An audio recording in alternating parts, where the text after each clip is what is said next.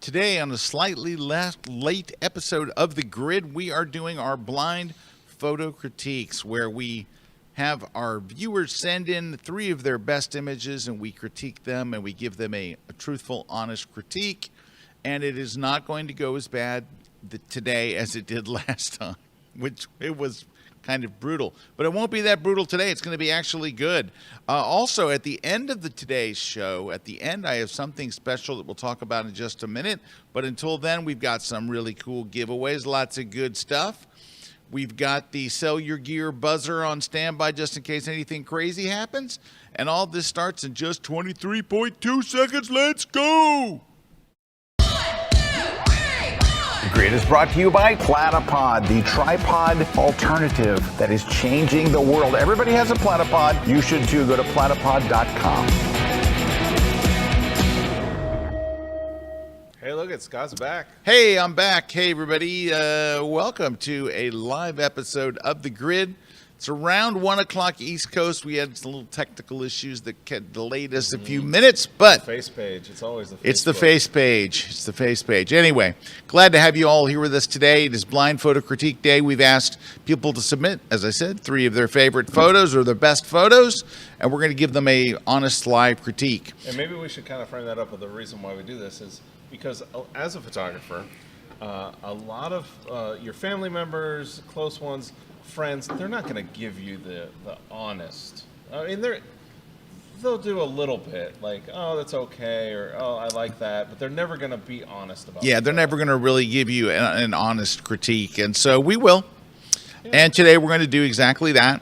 And that's what we're trying to do. We're trying to help you get better by doing this. But it's not how we get better. But it's not just the people who submitted photos. It's you watching at home, seeing, oh yeah, I've done that, or oh, I need to fix that, or I need to watch out for that, I need to be careful for that. And we hear comments from folks all the time that say, you know, I watch these not because I don't send in my own photos, but I learn a lot by watching what typical mistakes are that I see repeated again and again, and then I make sure I don't do them in my work. And you know, one thing, we got so many submissions this time that I believe this might actually carry on for 2 weeks. Yeah, we might be able to, just with what people have already submitted, we'll be able to do it next week as well. So we have just a ton of them today. I'm putting on a mic, so. Uh-oh, got a little trouble with the mic today. Okay, so I saw the new Star Wars movie, Mandalorian Grogu. I haven't seen it yet. I saw it, and so you might have to step out at the end of the show, because at the end of the show, when we're like done with photography stuff, I've got 7 massive plot holes that don't make a lick of sense. Now, I enjoyed the movie. I go into Star Wars thinking this is a space fantasy, you know, so I don't go into it thinking, but I have a reason why these holes are so bad. I'm going to talk about that first. This is at the end of the show. Well, I bet it's because the plot holes are getting so bad because the Star Wars universe is getting so ridiculous. Kind of like Facebook, where Facebook is getting so bloated that half the crap doesn't work anymore. Well, this is actually a different take on that. It's a different take. But I'm going to explain what the take is. I'm going to list the 7 giant plot holes. I'll have to leave. But you'll have to leave. I do not. I'm going to see it. Definitely. I do not want to spoil it. The Mandalorian. That was a great So series. at the end, stick around, and I'll give you fair warning because it's all spoilers. The whole thing is spoilers. So I don't want to spoil it for you. I will say this: I enjoyed it. I've never seen a Star Wars movie I didn't enjoy. I've enjoyed every one of them, even the bad ones.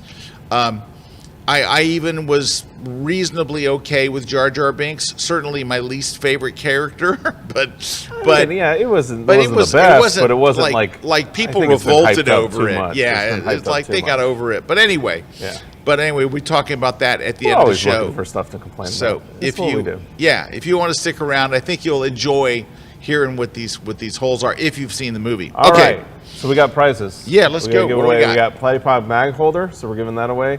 Holds your if you have a magnet phone like an iPhone or an Android that supports magnets, or it also comes with a little magnet ring so you can make any phone into a mag holder, and then it'll hold your phone. So we're giving that away. We're also giving away a copy of the night photography book, so you can get that. You get it over on Amazon as well. Somebody's going to win that today on the show. And then we're giving a copy of the iPhone photography book, the 2nd edition. This is going to be an ebook version because the print one comes out probably late next month, and then it'll get to Amazon the following month. Yeah, And then, it's printed in South Korea. Beautifully the printed, though. Lightroom Classic book, we're giving that away as well. You know where that was printed? Over on Amazon. I believe it was printed somewhere where it's faster. No, 'cause I know that. That was South Korea. Oh, there you go. Yeah, we wait forever for them. Anyway, Then we're also giving away a copy of On One No Noise, the new version of that. You can get that over at onone.com. But somebody's going to win it on the show today. All you got to do is go over to that link. It's kel.by/grid prize. Then you fill out the information there. Tell us what you'd like to win. At the end of the show, we'll pick a winner from that list. There you go. all right. One last thing before we start our reviews is we added a new feature to the blind photo critiques. You guys have probably seen America's Got Talent. If somebody's so great that they just want to move them on to the finals round or the next big round, they can hit a golden buzzer and that person goes through. They don't have to keep going through auditions. They move like way ahead. So we have our version of that. It is this button right here that you see me holding. It's inside a plastic cover so it's not pressed accidentally.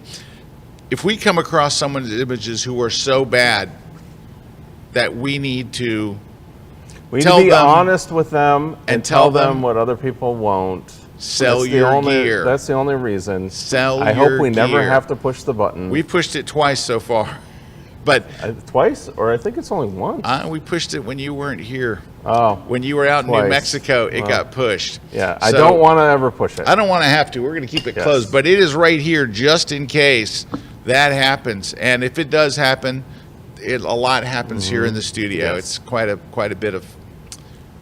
Anyway, and you can also tell us your comments. We're monitoring all your comments across YouTube and Facebook and Twitter and wherever. All right, let's go look at some images. Let me grab give me 1 second to pull up the first one here. Not that one. Hody-do. I will say there is kind of a theme today in our images. We have some very good images today. There are some good ones, and we'll show them as well. I want to. Doggone, I'm having a hard time finding this one I wanted to start with. I should have been doing that when I was yapping. Yeah. Yeah, now I've lost it. That's nice. All right, here it is. All right. Let's go ahead and start with these. So this is kind of a popular Fairy in the Woods is a big popular kind of thing. And it's nice with the lighting falling where it does rather than in the wrong places. Yeah, lighting's coming from behind, and it looks like it's also lit with a flash, which is okay. And this is a shot. This is kind of nice. So it's over the board. It's kind of all over the place. Yeah. First thing I would think is, see, I wore this shirt today, right here. I don't know if you can see it. Well, especially can't see it if they don't show it. Yeah, it just says fix your white balance. Yeah, I'm wearing a shirt that There it says is. fix your freaking white balance. Thank you, Juan. Fix your freaking white balance. And I would say this for this shot. Let's go to camera. Let's add some yellow in there. Oh, look. Like, blue is never going to be the right color. I might add some magenta in there too. Yeah, I'm sorry. I just did it very quickly. I add a little magenta to get that skin tone. Yeah, there you go. Yeah, Now there the you go. skin That's tone's looking better. good. And I actually probably went a little far with the yellow. We could drop it to right there. There we go. But it adds some warmth, some light. It starts getting the forest looking alive. It's getting the light looking punchy. Yeah, and you could also, if you really wanted to take it up a notch, you could go get a radial gradient. You would do this in Lightroom. It's the same. Go here to the radial gradient, put a light on her, but then you're going to hit invert. Now, in Lightroom, it actually just says invert. Yes. Or inverse, and then darken the background a bit. So the light kind of falls on her like that. I will say, though, this first image, I really like that one. versus the other two are kind of like Yeah, the other two are like, okay. what? They're Yeah, okay. There's like there's yeah, nothing like this shot. I don't know. It's the water's long exposure but not long enough. Yeah, And the clouds are kind of like moving and the but not subject moving is enough. kind of boring. It's just And there's a then couple of buildings it's at night. I think that's a practice shot. Yeah, that's a practice shot. This one, it's a pretty church. I think this would have been a lot more effective if there had been two things that you had done. Number one, get down lower. That's what I was going to say. Platypod. Platypod, get On the down ground. low on that ground. Especially that reflective ground, because I can see the reflective pattern there in the ground. And number two, it looks like you went and tried to fix the perspective. I would have left the perspective alone. It's okay in things like small churches to let it look big and epic by having it We lean can definitely out. tell that on the top with the columns and how they're like distorted. Yeah, it's yeah. But I mean, this is the best of the bunch. This is actually very nicely done, except for the white balance. Yeah. I don't know if you need her feet and everything in this one. Let's do this. Let's go here and hit the letter X, which flips your crop. What's wrong with that? I mean, color-wise, there's lots wrong, but here, let's just fix that, a little bit of that. I think they're both That's good. not, wait, that's You not know? that's not a good crop. Hold on. There's options in there. Is the Yeah. thing. Yeah, this is like, there's options. Maybe something like that. That's nice. You connect much more with the subject. You don't need to see her feet because Yeah. her shoes don't really match the outfit, right? Yeah. I would think that realistically, she would have been barefoot, right? Yeah. Well, Here, I think that's in the what woods. you're kind of going for, that like Little Red Riding Hood Yeah. kind of thing, and yeah, She wouldn't have shoes from Kohl's. Yes, and that's where it kind of does start off. Yeah, but I think this just up closer here would be a much stronger shot than this. I love what you're doing with that first one. Yeah, I like versus where the you're. other. Yeah, I like where you're going. This one is just that's a throwaway. Erik said it's It's a a practice test shot. That's yeah. a practice shot. That's and, it. and the church looks pretty decent. All right, then we're off and running. Let's get back on track here. These, I think, are really good. Take a Thumbnails look. Look interesting. Look at this one. I love that. I love this. The guy going down the stairs kind of makes the shot. Yep. I love the composition here, and all the colors work really, really well here. I love that you've got that the color you get from tungsten lighting or fluorescent lighting. I think that is down there. You've got like the aqua and then the warm, and then the Yeah. blue sky. I think this is terrific. I think this is very nicely done. I would take out the wires going across the street because it just gets in the way. I like the little crescent moon. I think this is I love that scene. yeah. Like And if there was like a person in the right spot, it'd be like There's a person on the left. They're not but in it's the kind exact- of yeah, I there's know. not in the right spot. But Still. that's That's really being picky. yeah, and Like, look I at like this it. one. It is hard to get a good alley shot, but I think what makes it is that target. Yeah. Also, it makes is the pole is leaning kind of weird and everything Yeah. else is straight. Yeah, no, I think Yeah.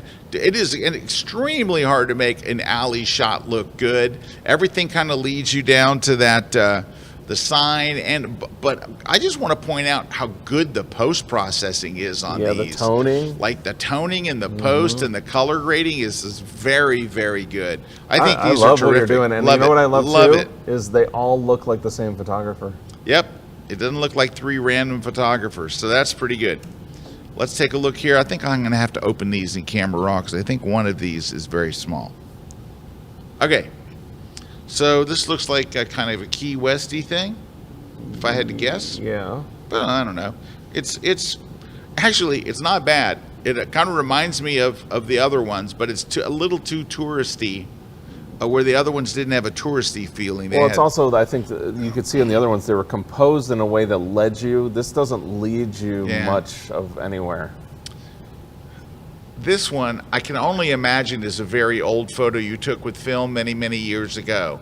I'm hoping to hell this isn't one you just took, because this looks like an old photo taken many, many years. It's very Look at old-fashioned. the edge of it. It's got like a bevel and all that. Yeah, this is. I have to imagine this Yeah. is, and this is a practice shot. This is what you do It's a, It's a good high execution speed. of that, though. It's good execution of it, but this is like camera club stuff, where you're practicing different stuff. It's fine. So this one, I got to imagine, it's so old-fashioned looking. You took this 40 years ago. Well, and also just the grain and the it's not sharp. If these are 3 of your very best photos, you got to keep working. And I would start working on subject, right? You're like this. It's okay. I was on vacation and it was night and I took this picture. It's not like, ooh. Yeah, if you go back to the other ones, it was just the other ones were that same they tone. were interesting. But they have like the way it's framed up, the way they framed up even like the city and all. Great composition and great post-processing. Yeah. All right, let's take a look. Like a drone shot. Mm-hmm. I like that. Yes. Looks like it was taken down in Cuba, if I had to guess. That's nice. She's a little overlit. And it could be just natural light. It looks like at the floor. It does look like it. I really like her pose. I think the pose is good. The look she's giving you is good. I think what you could maybe do is maybe just pull back the highlights and get some of the harshness off of the light. Yeah, there you go. Just maybe to right there. That helped a lot. Yeah. Yeah, it was just a little too... it was just a little too... punchy. Yeah, a little too punchy. The light was just a little too punchy. Just pulling back the highlights. But there's a lot to like here. The specular highlights on like her arm, it really softened up. Yeah. And this one, he's supposed to look blue, I think. I don't think this is a fix the white balance. I'll fix it. At it. And yours too. That screen's way worse. I'll fix it, and you can see if you think it was supposed to be. I think it was supposed to be. Yeah. That way, like it was intentionally, you added like a blue color cast because it's not, I don't know, I'm not sure. That's too much yellow anyway. Yeah, it's a little far. Yeah. Maybe somewhere in there, and you could pull his highlights back a hair too. There you go. Something like that. That's. But anyway, I don't know. That might have been intentional. So I kind of, sometimes it's not intentional, and then sometimes. But anyway, these are 3 nice shots. The drone shot's nice. This is lovely, and this is very good. So yeah. I mean, maybe a little extra headroom there, but not bad. Yeah, today is not. They're not bad photos. Take a look. And then we'll take a break after this one. Yeah, that's all right. I think they're calling for them. That's nice. Nice. Look at the difference between this one and this one. Like this one's really. Look at you got something down low in the frame. You've got the reflection. You got a foreground, beautiful reflection. Well, if you go to the previous one, it's okay. This one's kind of missing a strong foreground. Yeah. This has a strong foreground and nice. I almost feel like though that second one, the rock is a little too close to the. Yeah, it's a little too close to the edge. I feel like it just needs a little bit more breathing room. All right, so here's what you could do. It's like the top of the mountains cut off there and the rocks cut off there and the reflection. It just needs a little bit more breathing room, which I'd always suggest with these things. That's where if you can't see that in the field, always give yourself like 10% more than you think you need, so you can crop to the right edit. Yeah, let me open this. Because it is hard for some people to like really nail it when you're out in the field, especially during the daylight. All right, and let's go up here to generative expand right here. Yep. Right up at the top, under fill. So you just want the crop tool. Generative expand. I've got the crop tool. Come down here about just that far. Yeah, let's give it a little breathing room. Give it a few seconds. I love that photo. There's a lot of depth and dimension. Love the reflection. Yeah, that's what it needed right there. Yeah. But it's a very nice shot, but it definitely needs that. And lastly... and again, I will always go back to the previous one. The one that I keep on saying, it's a Rick Salmonism that you got to use it, is Border Patrol. Always look at the edges of your frame. Is there something weird that needs a little bit more breathing room? This looks like that waterfall up out in Oregon, and it's fine. Got a nice long exposure. Color looks okay. I mean, it's. I would say it's a tad bit of a kind of. It's kind of boring. but it's not badly done. It's not, Yeah. you know, it's fine. It's not bad. I mean, killer. the middle ones I really like. Oh yeah, that middle one's very nice, especially when you add that on. Yeah. We're gonna take a short break. Yep. When we come back, we got some shout outs. We got a lot more images to look at. So stick around. We'll be back in a sec. And look, Juan's on the jib. And look at the smooth, buttery jib. That's no Dobson jib. That's Juan. It's 100% Juan. I've been adding the Photoshop magic to movie posters and images for ad campaigns for about 35 years. I'm excited to have a class on compositing. We're going to talk about layer structure, what goes on top and what goes on bottom of your layer stack so that everything makes sense. We're going to talk about masking, lighting, adding shadows, color correction. We're going to talk about depth of field, how you control that and how you use that to focus the eye. And then finally, we're going to talk a little bit about color grading and how you pull it all together with a little bit of a texture on top. It's going to be a lot of fun. I'm really excited to have a chance to share this with you. Come see my class at KelbyOne.com.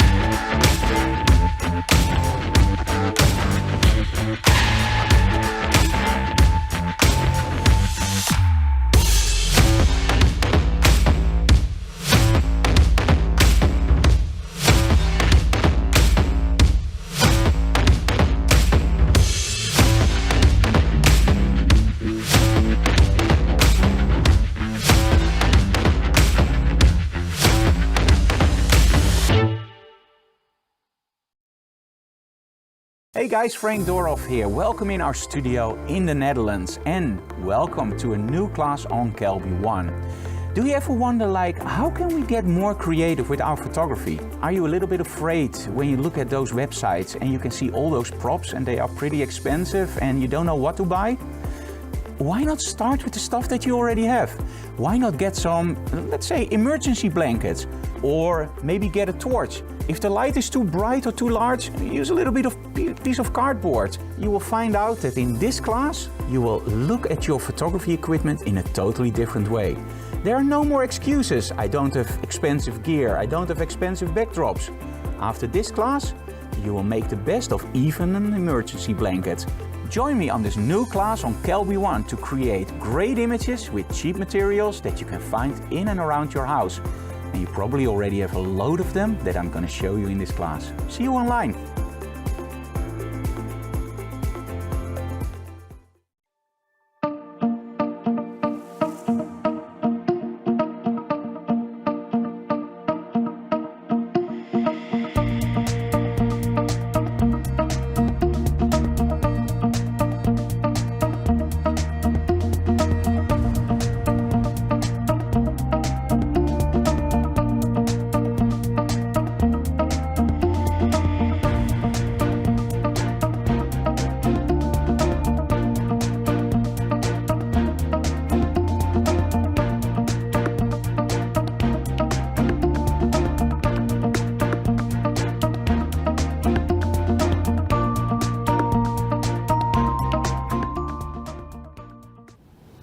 All right, we're back.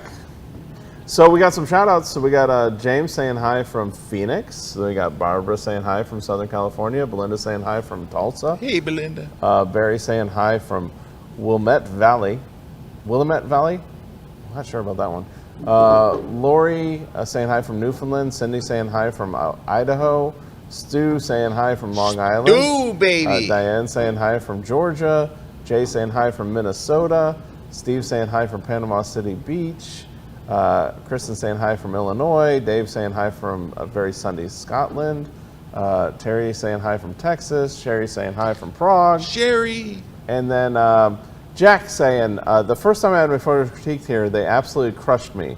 After I got over feeling beat up, I realized I wasn't it was the best photography advice I ever got. Wow, thank you for And sharing I that, will Jack. say that most people, once they get by that initial shock, Yeah. they come back, and it usually happens. I know it's a process. Yep. Like it takes about 6 months usually. They come back around and they go, actually, if I just would have listened, I would have, that 6 months, I would have got better. Yeah. But I just had to get through it. Okie dokie, I get it. smoky. Let's take a look at the next set of images. I opened them in Camera Raw because they were kind of small. Yeah, and that's a reminder to everybody. You don't have to like compress your images down to like ridiculous dimension size. Yeah, they're really You small. can give us like 200 pixels or Yeah. 2,000 pixels, Yeah. 3,000 pixels. It'll No upload. problem. All right. So I like this photo because we've talked about this in the past. People will send in fireworks pictures, but with no context. You don't know where it's Yeah, at. it's just the Like, firework. when you Yeah. show this, I think it makes for a much more captivating picture. That's a helicopter flying by a building, and that's a boring drone show.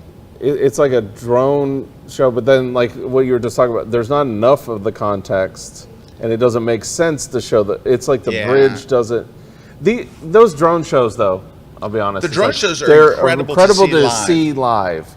They don't photograph too well. Now, it just looks like a sign. Yes. And this is the best one of the I don't know, that's probably pretty good.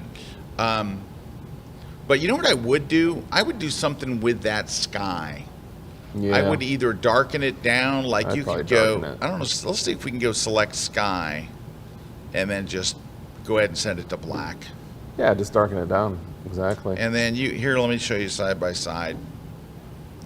Yeah, just make that black. And I think that would help. Also, you can use the whites to control the amount of the, I'm sorry, wrong place.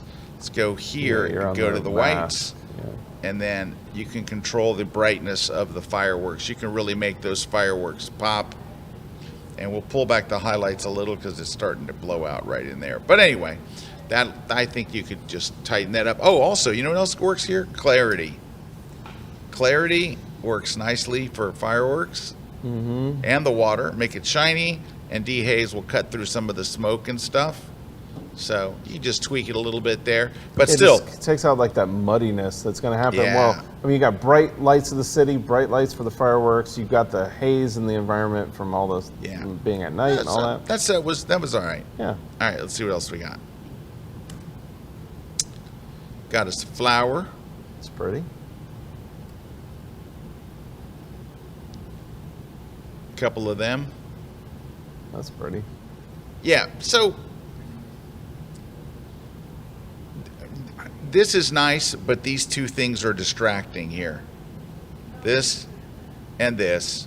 They immediately draw your eye for no reason whatsoever. It doesn't help the photo. I would absolutely get rid of those without even thinking twice.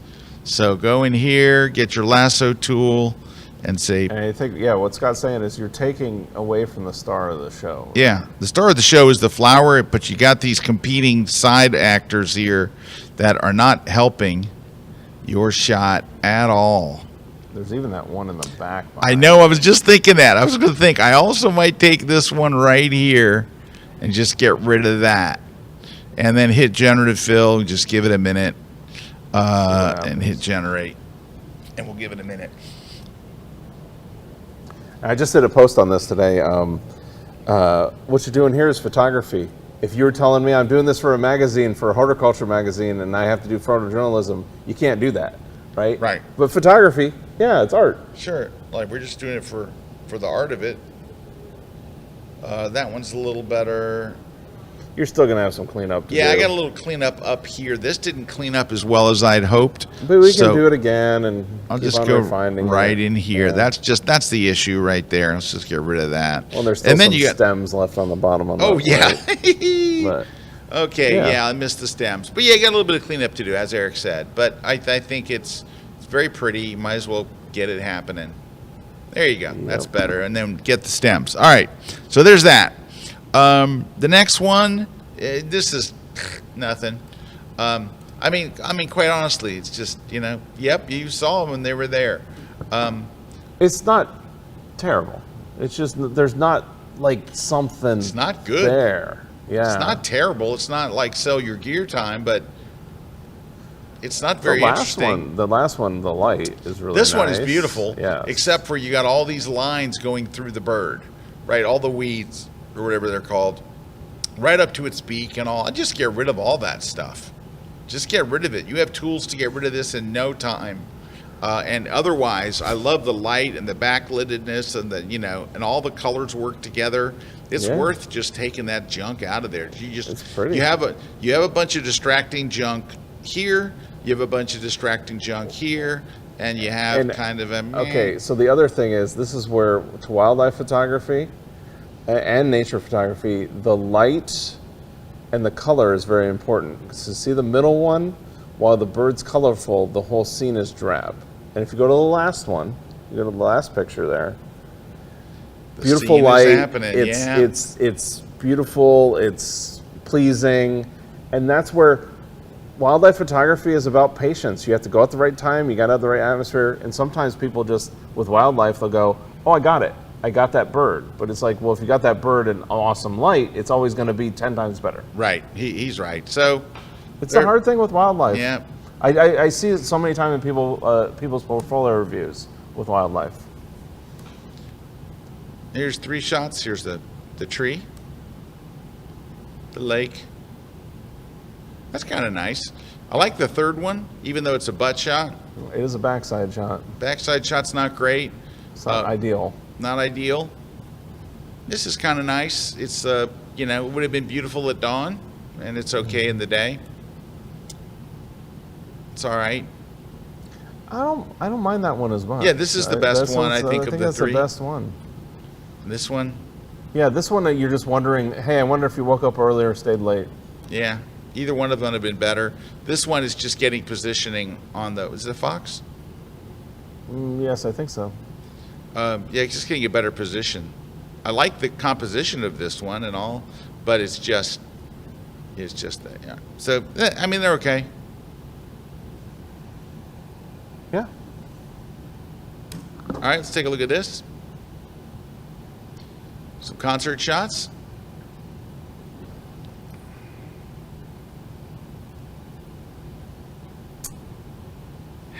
The thing, nobody's doing anything like it's Exactly. not a peak moment of the concert. Nobody's doing, like, look at this. This is He's just a guy kind of like playing a bar riffing, chord. just normal. Like Yeah. he's not, and the guy's singing, and it's There's nothing he's not exciting happening gesturing. here. There's no gesture. Yeah, there's no gesture. There's nothing there. Say in the first one, there's no gesture. This one It's isn't all anything light. explosive. It's all basically the light show. And look, the crowd is really into it.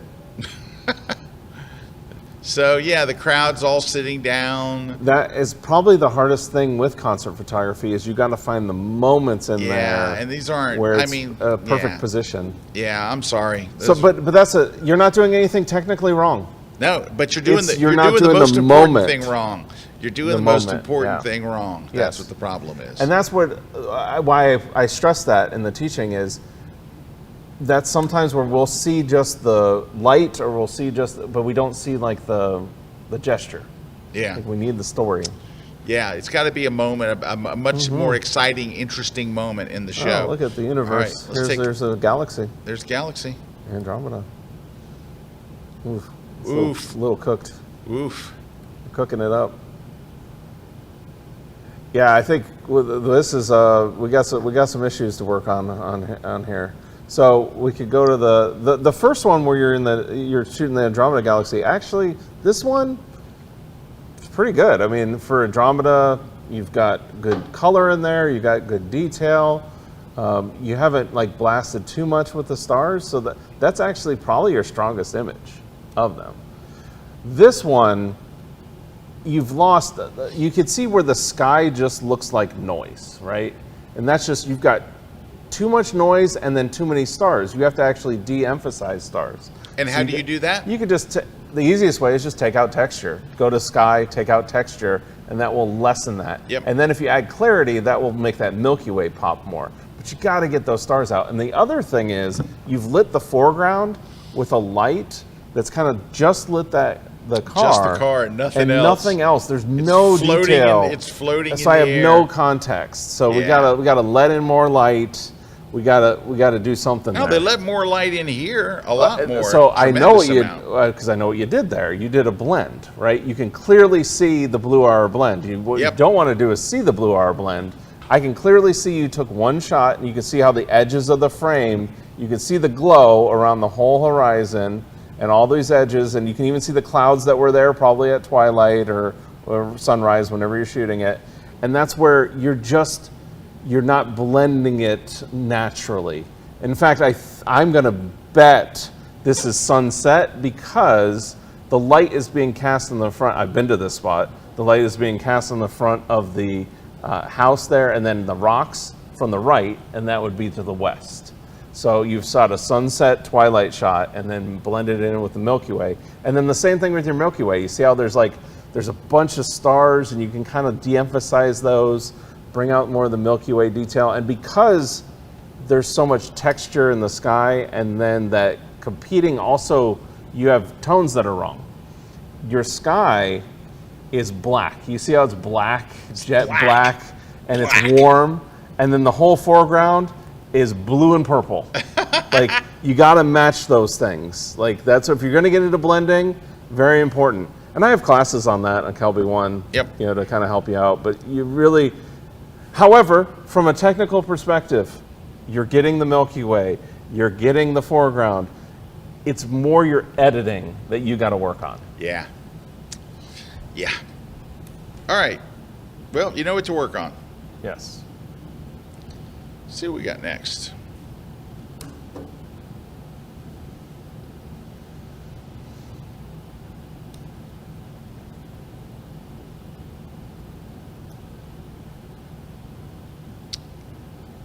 They're okay. This, I think, is far away the best one, except for you cut off the top of the mask. Just the top. So that kind of stinks. But at least this one has interesting light. Directional light. It's got a highlight and a shadow. But I mean, it's got a good lean. We've seen pictures of sailboats to death. It's all right. This one is kind of boring. Well, yeah, you can see the difference between the light. That's this. I hope people can see the difference between the light. There's a highlight on the left, shadow on the right. Go to the other one. The other one flat. Even look and at even the water. Mountain. Look at the water. Everything. Boring. Yeah, the mountain, like that one has flat. And that's where, if you're going to shoot these events, you have to look for the light. Light is the Joe McNally thing, which I know he didn't. But everybody's talked about it. Language of photography is light, right? You have to look for the light, especially. These are documentary photojournalism. Like your job is to look for the light. Yep. Like that's our job as a photographer, especially with photojournalism. This last one, I think there's a much stronger photo here. If you were to go in, get the crop tool. Yeah, right on that action. Hold on. Like where the boat and they're doing stuff and the waves crashing. Right. Like so that's I would the shot. Let me get the crop tool. Let's flip it. And I'd go right in here. Yeah, that's where I'd be too. Look that's how much more interesting that shot is. Now it's not super sharp, unfortunately. Like the shot isn't like I don't think they sent a high enough res, because if I make it fit. It's still, if you look at like where the focus is, but again, you're shooting wide. Right. You had a 300. I would have come into 300. And that's where I think you needed to do here. Is you needed twice. You need to come that's into a much 300. more interesting shot, and then add some stuff like clarity to make it kind of. Whoops, I went a little too far, and let's bring up the exposure a little bit, maybe some of the shadows, and anyway, but it needs sharpening for sure. But you can do that. Hey, you know what? Let's go see what. If we went to filter and we use this AI sharpen, which I have not had great success with this thing. Even though it uses topaz, right? I know it uses topaz, but topaz. I agree. It's not as good as it used to be, right? We've seen that happen before. That's just my empirical data too. Yeah, is the standalone topaz sharpen was fantastic.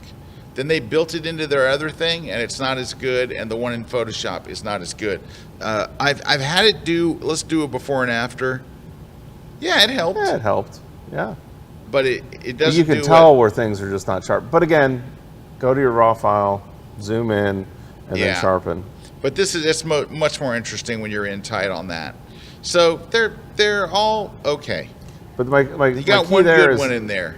We start looking, especially if you're going to shoot in non-ideal times. The reason that photographers go out in the morning and they stay out late is at golden hour and blue hour is where the light is. If you're going to shoot any other time, you better be looking for the light. Oh crud! We gotta take a short break. When we come back, we got some questions. People asked them some questions, and we got more images to look at. We'll do that coming up next. That's right here, live on the grid. East Coast, East Coast. I'm really excited to tell you about my latest KelbyOne class, the AI Mindset. Now, in this class, I introduce you to the exciting world of AI imaging for photographers. I cover how you can easily transform your snapshots into a more artistic image. I'll also show you how to create AI videos, like the short video I created from a still photo I took in Death Valley. AI is just the newest tool I am using to express my creative vision. It's a tool I think you will enjoy using too. This class is not about buttons and menus. It's about how to think about AI and how you can express your creative vision. You will see that with AI, you are many things: an artist, an art director, a graphic artist, a storyteller, and much more. Here I created an image that illustrates that we are just on the tip of the AI iceberg. So I really hope you can join me for my latest class only on KelbyOne.com. Hi, this is Hilmar Smith. Light doesn't have to be boring, and light doesn't have to be soft. I'm gonna teach you how to introduce hard light and hard shadows into your photography stories. I'm gonna teach you how you can introduce color, how you can play and make really the best out of your set with all of my favorite tricks and with all of my favorite gear. So if you really want to level up your lighting, come and join me in my newest class at KelbyOne.com.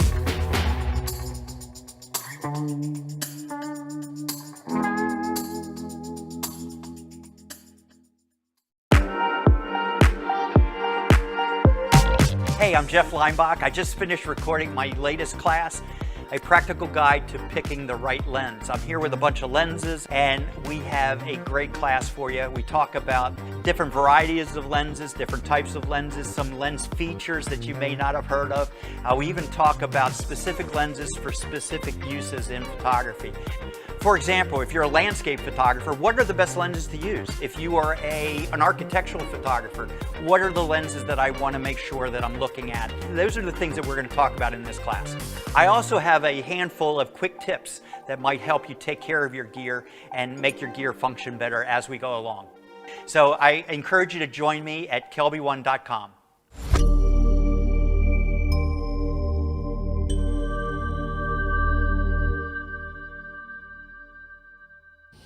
Hey, Yeah, we're back. Got Yeah. some questions. Yeah, Dave G's asking, if this blind for critiques is going to be continued next week, is it too late to submit photos? We have a bunch of photos. Right, but but if you submitted one, we'll throw it in there if we can get to it. Yeah. But I would do it today. Yeah, do it now. But I will say that we have so many more photos submitted than we could ever get to in a show. Yeah, so if yours doesn't get chosen, it's nothing bad. It doesn't mean your photos were bad. It doesn't mean your photos were good. It doesn't really mean anything. It just means, we didn't get to them. Bob's asking a question. Can you both provide a website where we can join your workshops for 2027? If you go to scottkelbyworkshops.com. Yeah, at the bottom of the page. And then go to the bottom of the page. So my workshops for 2026 are up there now. Yeah. My next one up is Florence, Italy, and Cinque Terre. It sold out in 23 hours. Didn't even get to the next day, and it was sold out. If you go to the bottom of the page, keep going, all the way down, going all the way down. There is a. Keep on going. Keep going. There right you go. there. Get on that list.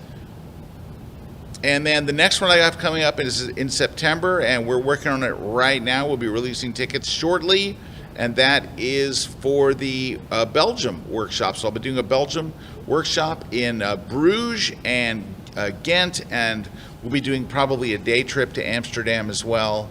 So we'll be in a great spot in a beautiful. Bruges is just a charming, charming city. I've been there; it's gorgeous, and so that's coming up in September. Should be a lot of fun. So go there. So go to Milky Way workshops, and then you can sign up right there to see my. I haven't released 27 dates, but I will soon, and you can get the dates. Go there, and you'll sign up. And I'm going to do what I do every year. I'm going to put Dubai on there, and then later in the year remove it. I've had to cancel it like 3 years in a row. There you All go. right, and let's and then see. John's asking, anyone ever had a lens become misaligned or decentered? My 400mm lens has been babied, but suddenly I'm seeing what is sharp in the center and not in the bottom of the image. Yeah, so John, there are things that you can do to actually fix it in camera. There are things that you can buy that'll help you do like a test alignment. shot and alignment and all this stuff. There's a bunch of it out there. And you can do like micro adjustments in the camera. Yeah, you can do it in your camera. In most cases, it won't always fix everything, but and you'll just have to Google it or use whatever. Now, if you do that, still problems, you probably have to send it you in got to for send repair. it. Yeah, then you have to send it. All right, let's take a look at some more images.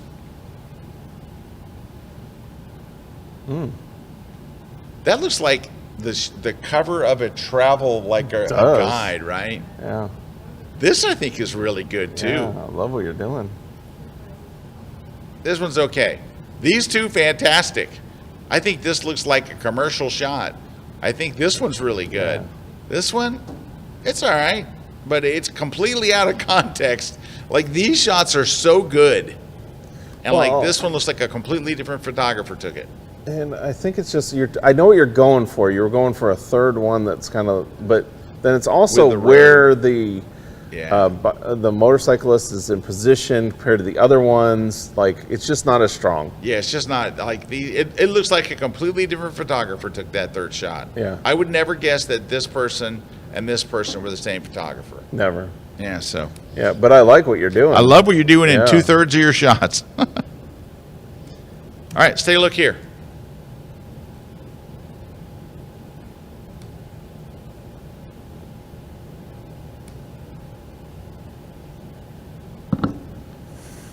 You know what?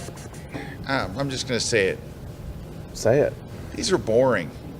The I mean, light's it's boring. wildlife. It's all boring. The gestures are boring. The gestures are boring. Like this one, you got shadows all over the place. It's a messy scene. And, I understand what you're enamored with. Yes, I that's what I was going to talk it. about. Here's what it is. So often when people are just getting into wildlife photography, they're so taken by what they saw that they stop thinking about, is this a good photograph? Like from a photography standpoint, is this a good photograph? I would say no. Like you just snap it. But you're just like, capture it. oh, the baby birds were there, and the mom was there, and oh man, that's so great to be able to capture that. But at the end of the day, it's not a good. It's just not a good photo. Well, I mean, the light is pulling me to the back of the back there, rather than to where you want me to be looking, right? There's just, and again, that's where the light's not directing. This is just bad light and not a very good gesture. It's just not a very good shot. And this is as boring as it gets. Yes, you did see an owl, but it's almost like flat light. Yeah, if no dimension. Yeah, if you went to Wikipedia and said, what does an owl look like? Oh, like that. But it's not, I mean, these are like very beginning ones. A very nice comment from Philip here. I really like that Erik give both the artistic and technical advice. Ladies and gentlemen, Erik Kuna. Wow, yeah, these are kind of, But I live on both sides. That's the thing. You have to live on both sides. All right. Oh, crud. Hold on. There we go. Or maybe I say I have to live on both sides. You don't have to, but I do. All right. There we go. You see the gesture? The guitarist like kicking up the leg. Got his leg in the air. The guy on the microphone is like leaning into it. He's rocking That's out. what those other shots didn't have. And this is a cool moment. Oh, yeah. Taken yes. from a really unique Angle. standpoint. Yeah. Right? So taken Yes. from backstage or So whatever. whoever shot those earlier ones, Look at these. this is what we were talking about. Yeah. Gesture, moments, action. It's not just they're just playing the guitar. Right. They're singing into a mic. Yeah, Like, that's a cool like, shot. I love that one. Yeah, I love that one. Those was are all awesome. good. All three of them Hey, are good. whoever's doing that concert photography, you keep it up. You keep it up. You do you. All right, let's take a look at these 3 shots. Huh. All right, this one, let's start here. They did the post-processing I like 'em. right. I like 'em. It's so clean. Yep. So look, because you hear me talk about this a lot. When we look at automobile photography, Oh, the a lot of the reflections. reflections are bad, and you see all this junk in the car, and it's just messy. This is clean and nice and tight. Look at Can I point out, like, you're so good. clean. You're so good. Clean. You had to do one other thing. You took out the. No. Go into the settings in the BMW and tell it to fold down the mirrors when it's parked, because it folded Oh up the no, mirrors. it did fold up the mirrors. And it just looked odd to me at You're first. right. No, you're right. And it is a weird thing on some of these cars where they do that, and I've had to do that before when I've shot these kind of like more the high-end cars. You have to do it. Hold on. It goes in the menu. It's weird. Wait. I don't think it'll do it. I think it will do it. Okay. I don't know if it will. Let's go unfold mirrors, but let's change our thing to all we can use is fire. We'll just use fire. Go to partner. Hit that. Oh, fire. I'm sorry. You have to go hit the fire. Yeah, I got to and hit then go partner, and let's go to Google Gemini with Nano Banana Pro 3. one up. Oh, there we go. Unfold mirror. All right, let's see what happens. It's going to be hard, but we'll see. Well, for AI, nothing is hard. But again, you're It so may not good be- we may not that like it. those are the things, like, you're good at the post. You've obviously taken the Yeah. time. That's just like one that I immediately saw.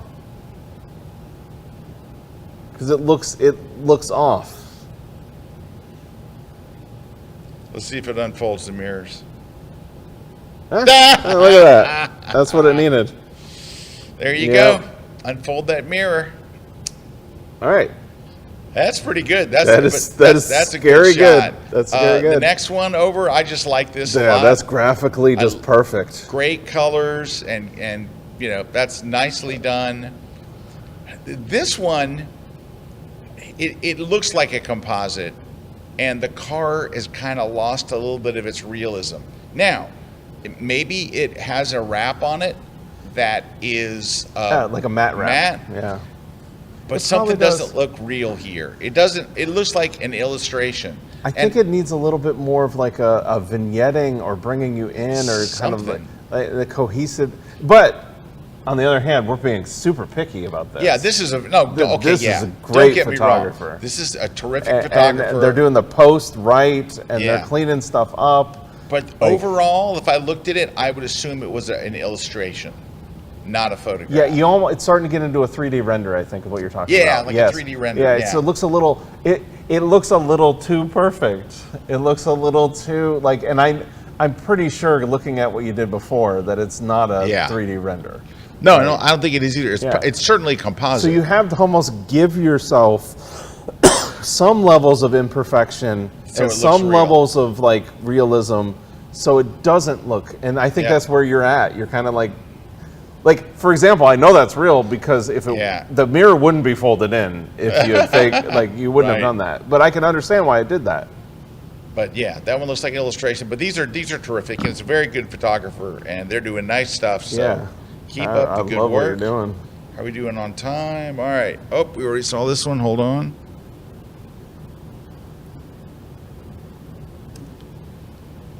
All right. That's some light. I really like that. That's better. See the light and the gesture and it's got the silhouette, like The silhouette, for it to be a success, you have to be instantly able to know what it is, Yes. which you do. Yes. And I think it's very nice. The only thing I would do, I would get rid of this little mess over here. That little spot right That's what I there. was going to say too. Just There's get a little rid of bit that. of grass that's sticking up there for Get no rid of reason. that. But I like your composition on it too, right? I think there's just a lot of nice going on here. Oh, this is very Ooh, good. nice. This is good. I think your clouds in the background, you could lighten them a little bit. Well, I mean, lessen the brightness on those. Yeah, But like- I think you lit the buildings beautifully well. That's a cool building. Yeah, too. that's a really cool building. I think that's very nice. It's all right. Like It's hard when you see the other one. It's a nice photo. These are but really good. That's all It's right. good. It's a lamp. It's good. That's a lamp with a city in the background. But boy, you did the first two. Like these first two are Yeah. killer, and then that's all right. Nothing bad about it. No, That's just no. all right. Just all right. But man, the first two are killer. Let's see what's next. Okay. Oh, we lost a hand. Yeah, we lost a hand here. That's really bad. That's like basic stuff right there. You can't lose the hand. We lost a hand. Got it. Number two, Oh, the hand came back. the hand came back, but she's probably not loving this. She's not loving right there. Probably not you loving gotta. that. Your job is to deal with that. And the other one is, nice factory behind her. Boy, there's some potential in that Yeah, one. there's a if lot it was of- the right background and the right lighting. Let's see first if we can do something with lens blur to help that background, because that background is really killing us. Oh yeah. Let's go to a lens blur in Lightroom or wherever you want to do it, and then let's increase the blur amount behind her. I think that's certainly better. That's and better. I'll- Definitely it's- helps. Here's the difference. Yeah, because nothing back there you want to be seeing. Nothing back Yeah. there. Which is why I think if you found a better backdrop to put her in that Yeah. outfit, that would have taken the photo up a lot. The outfit's good. She's got good poses. Yes. But I just think, unfortunately, this is having those buildings in the background. Now, you could get rid of all that stuff. I mean, you technically. Yeah, you could put her in a could new just- background. Just clean put her- enough. Yeah, put her in a new background would be, I think. That's probably what I would do. That's probably your go-to Yeah. move here, is to get rid of that background, which is not helping you. This one's not bad, except for the light is very harsh. A scrim would have really helped you. So what you've got here is you're shooting in natural light at a bad time of day. Yes. You've got a great model with an interesting outfit, and she can pose, and she has interesting looks, but she's like, so look, you've got this bright light on her arm, and then you got little dapples of light and stuff over here, Yep. and then you almost have good lighting on her face, but you don't quite, and her skin tone is a little funky. But you're dealing with very harsh light. Yeah, I And- would get out of that first. Yeah, a huge scrim would help you a lot. Yeah, just a really big scrim. If you want to shoot something, and also the crop is in an uncomfortable place here. I think your crop, this is going to be tough. You know what? We can make it left. I was going to say we can make it. Well, we could go like. Yeah, but you're going to cut her arms off in a way. That's not bad. Yeah. But now you can see how bad that thing on her cheek is. In fact, I would probably just go to the remove tool and get rid of that. Let's go right there and get rid of that because it's not like Rembrandt lighting. It's like a mistake. Oops. Speaking of mistakes here, let me hit remove.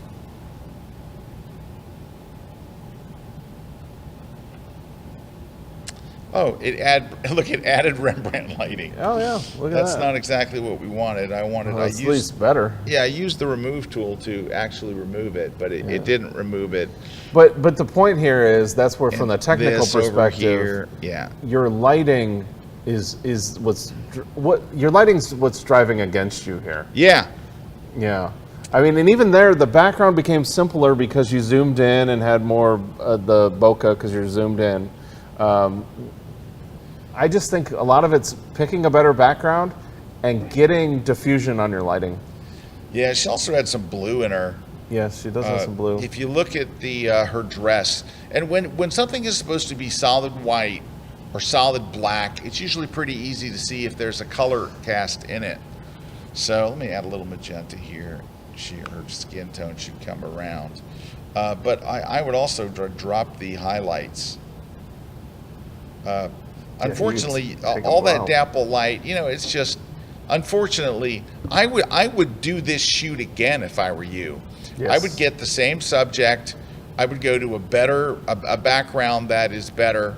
And with a shot like this, if you really want to get that background out of focus where you really want it, go way back and shoot with a long lens. Like if you want to do a full-length shot that has the background way out of focus and you're using the 70 to 200, go back 20 feet, go back 30 feet more, and then zoom in to where that whole background is out of focus. You're at 200 millimeter, and then the background will be out of focus. So, absolutely.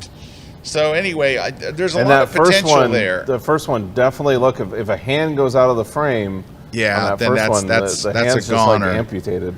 All right, let me see if we got anything left here. One last one. Last one. Here we go.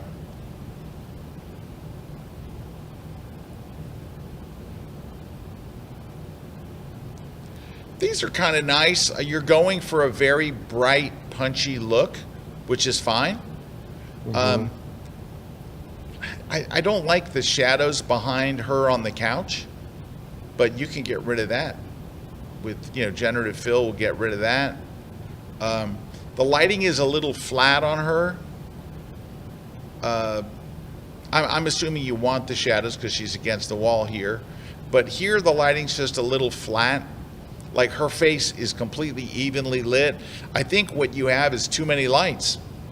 I think you've got a light to the left and a light to the right. I'm seeing all kinds of shadows and stuff that I think, let's go look in her eyes and see. Sometimes you can look and see, yep, two lights. Yeah, and they're kind of just same power blast. Yeah, just So, and that's where you're getting the two shadows, and then Yeah. just that same power blast is where you're not getting like a highlight side and a Yeah. shadow side. Yeah. You're just getting light. you don't really have depth and dimension there, but I mean your overall look is not bad. So, you know, I think it works better when she's wearing a solid color against all this white, Yeah. and then a solid color against all this white. The black and or the brown and white and the black and white with that all. This one's not kind of working. That's the least. I think this one's pretty good, and I think this one's pretty good. And the middle one's, it's a little sketchy because of the shadows and the lack of light, but really not too bad. Really not too bad a day on the blind critiques I today. think we got to. Do we have to take another break? Yeah, we'll take a break and we'll real quickly give our prizes away, and then stick spoiler around alert, for the I'm gonna 7 be outta here. plot holes in Star Wars Mandalorian Grogu. Coming up. Hello, my name is John Dukes, and I want to invite you to watch my KelbyOne class, Blue Hour Mastery, how to create dynamic cityscape photography.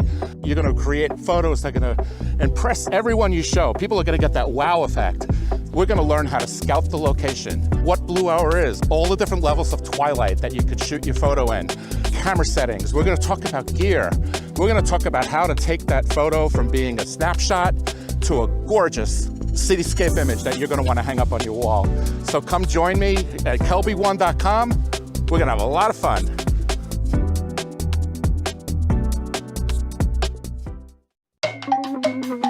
One, two, three, go! Hey everybody, Kirk Nelson here from Pixel Pro Photography, and I am down here again at KelbyOne Studios in Oldsmar, Florida. This is Photoshop Secrets for Speed and Style. Deadlines are looming, and you have to work smart and fast. I'm going to show you some of the best Photoshop features to optimize your workflow so you can make Photoshop work better for you, and you can actually hit your deadlines with time to spare for some of the creative work. We're talking about custom smart objects. We're talking about actions, custom brushes, and you can actually hit your deadlines with time to spare for some of the creative work. Only here at KelbyOne.com.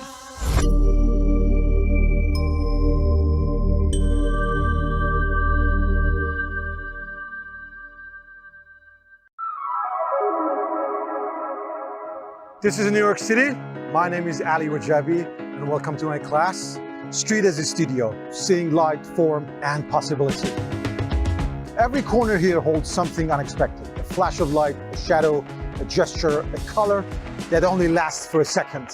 This class is about learning to recognize those moments, to see beyond the surface, and to create photographs that feels alive and intentional. It's not about perfection or post-processing. It's about vision, patience, and curiosity. We'll explore how to use light, people, and even everyday objects to build images that are thoughtful and full of a story. The street is your studio, wide open, unpredictable, and full of possibility. Let's step into it together and see what this amazing city offers. Hey everybody, we're back. We've got some winners for you. We do. Yeah. Yeah, David Foster's winning the Adobe Photoshop Lightroom Classic book. Jeannie Webster is winning the Platypod Mag Grip here. John Supko is winning the On1 No Noise AI.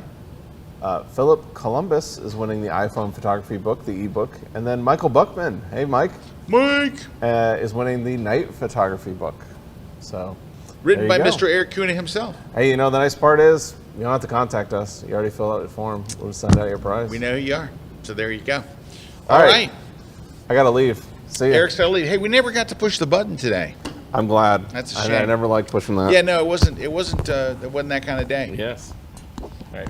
I never even reached for it. I never even thought to reach for it. Hey, one last thing. We are kicking into travel season. He's out. We're kicking into travel season right now. And this week's class at KelbyOne was a photographer's guide to Las Vegas. We've done all these cities around the world. Myself and Jefferson Graham have done them. Jefferson's done more of the United States.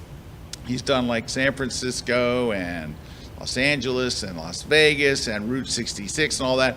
I've done mostly international, so I've done a photographer's guide to London, to Paris, to Rome, to Venice, to Prague, to Budapest, to on and on and on and on and on. And what I do is I give you all the best locations. I give you a PDF you can keep on your phone where you go right to the thing that you want to go to. Like, I want to go here, and it's got the address and the hours and whatever I could find out about it. But I give you great locations, and I take you through all of it. I explain it all. I give you some restaurant recommendations sometimes. But anyway, if you're traveling anywhere this summer and you want to go and know exactly where to go and what to do, I got you covered if it's international. And there's Jefferson Graham's brand new class on a photographer's guide to Las Vegas, and he comes up with all kinds of great places for you to take pictures. So, and Jefferson's very entertaining. So make sure you check that out. Now, if you're just into travel photography in general, I put together a 5-day course over on KelbyOne.com where you can go over there and I take you from beginning to end on the shooting, on the composition, the whole 9 yards. It's a 5-day course. You do about 1 hour-ish a day. It includes the post-processing, and I take you through the whole thing about all of the travel stuff. And it's perfect for you getting ready for the coming year. So go to KelbyOne.com and sign up. It's money back guaranteed if you don't love it. So you got nothing to lose. But anyway, you can see some of the travel shots we have right there. And we got it all covered. All right. And we got many, many, many, many more, including learning tracks just on travel photography. Okay. All right. I want to give you a warning before I go into, so as I said at the beginning of the show, in case you tuned in late, I saw the new Star Wars movie, The Mandalorian and Grogu. I enjoyed it. It was fun. Grogu was adorable. But there are 7 massive plot holes that I want to talk about to you. Now, Terry White, my dear friend Terry White from Adobe Systems, Terry and I talked about this stuff at length. And Terry had some good insights, and I shared mine, and I put together a list for you today.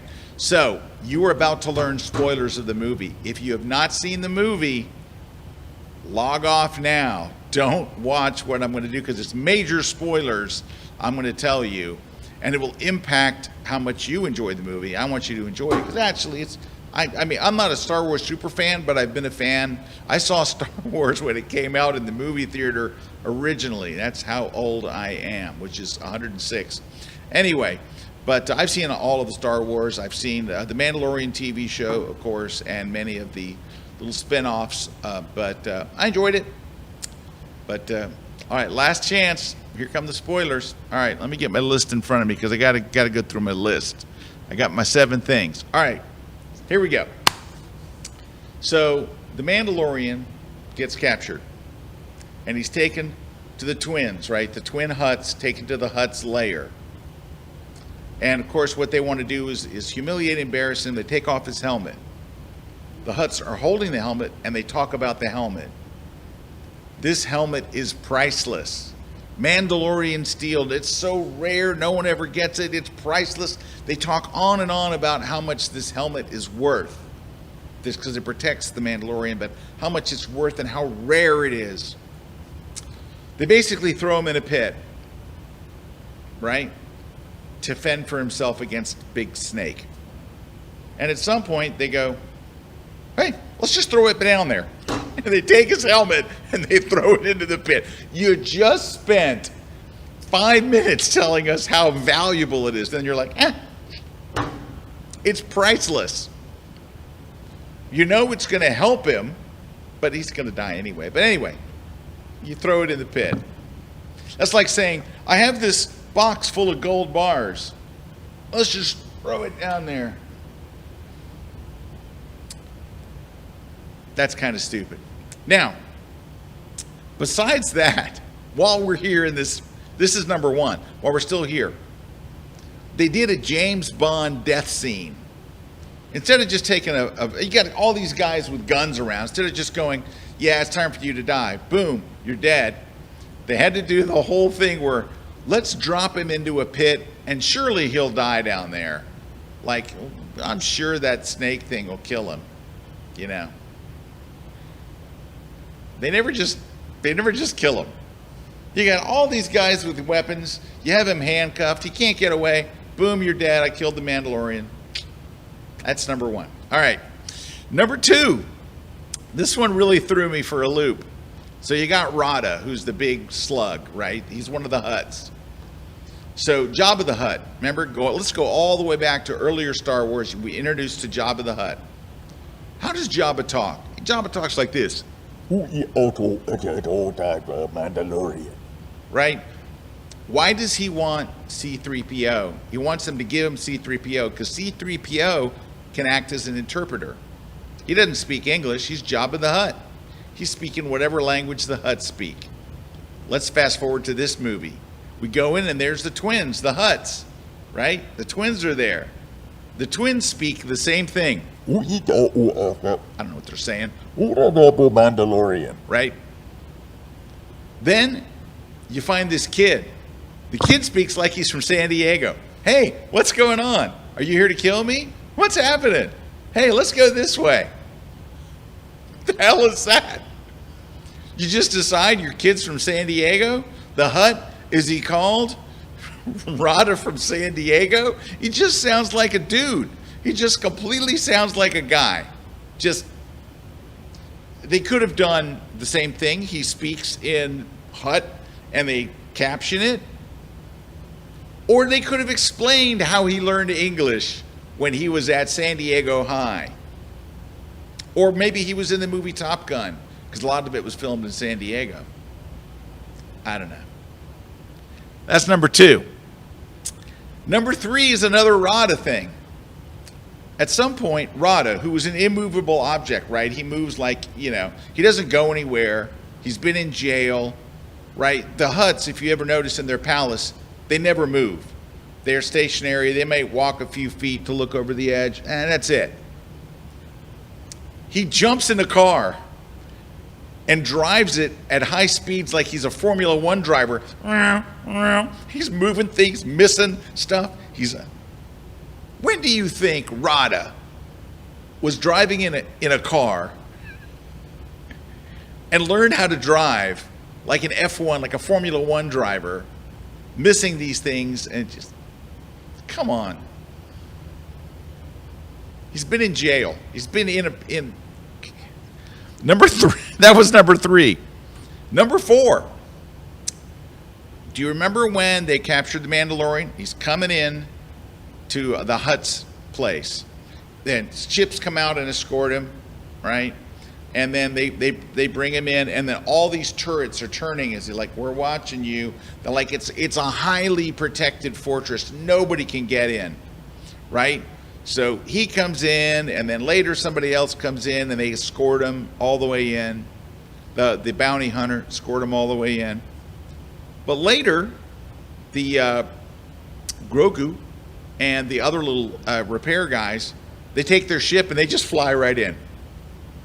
Nobody says anything. Nobody stops them. Nobody shoots them. No one goes, "What's that thing? Is that a ship?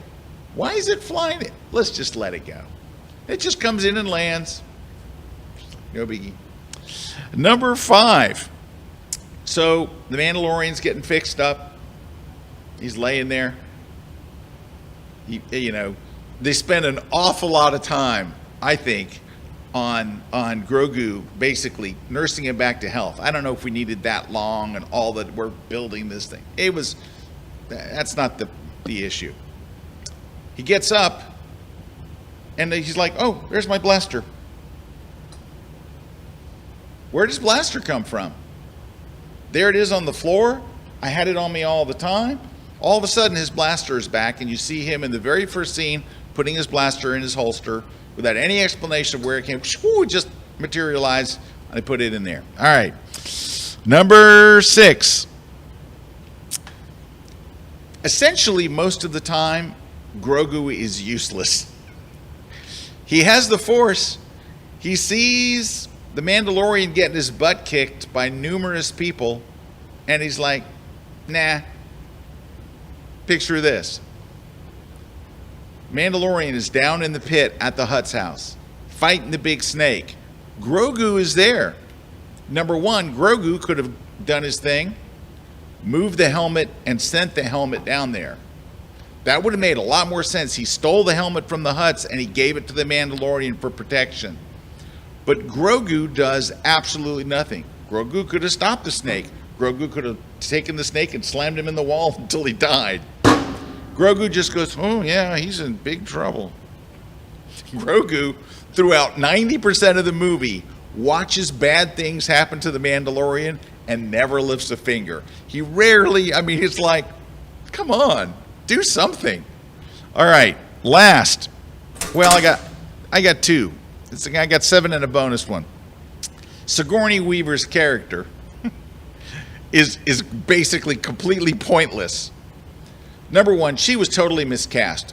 Sigourney Weaver, I think, is a terrific actress, and in the right movie, she's interesting. You could have put anybody in that role.